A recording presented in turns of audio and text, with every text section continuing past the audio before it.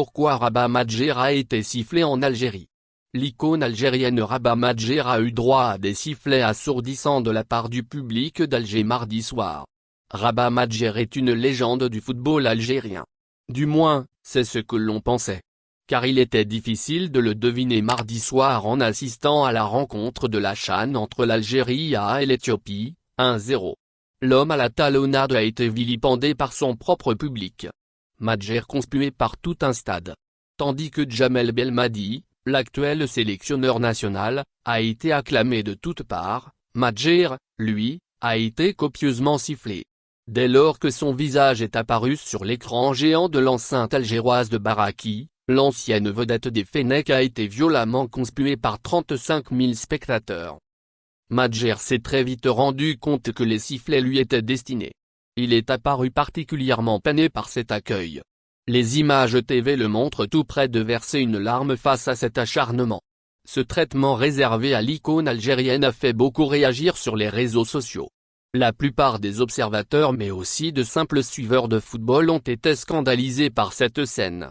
À l'image de ce qu'ont fait récemment les Français avec Zinedine Zidane, on a appelé à un minimum de respect envers la légende locale. Parmi ceux qui se sont exprimés il y a aussi Riyad Mahrez. Le capitaine de la sélection nationale a publié un message sur Instagram dans lequel il apporte son soutien total à son ancien sélectionneur, un peu de respect pour l'un des plus grands joueurs de notre histoire, et surtout une bonne personne.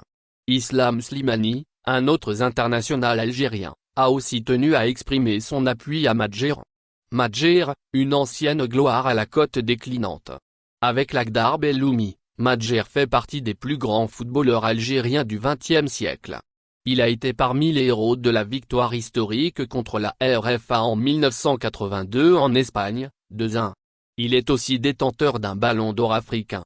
Il a aussi donné son nom à un geste technique, avec cette talonnade réussie en finale de la Coupe des Champions 1987 contre le Bayern.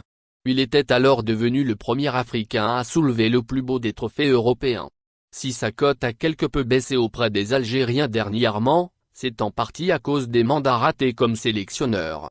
Ses interventions comme consultant TV ont aussi suscité quelques controverses, car il n'a pas été toujours tendre avec ses successeurs. Enfin, Madjer a été condamné récemment par la justice de son pays pour fausse déclaration. Merci de bien vouloir activer la cloche et de cliquer sur j'aime.